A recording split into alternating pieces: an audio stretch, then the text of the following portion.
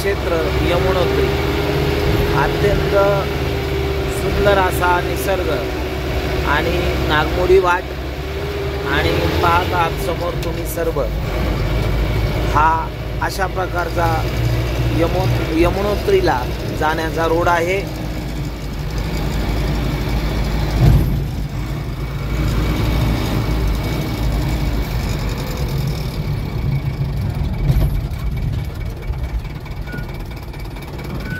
पोलिसांनी गाडी थांबवलेली आहे। एका वेळेस 2 गाड्या क्रॉसिंग होत नाहीत म्हणून ह्या ठिकाणी गाडी थांबवलेली आहे।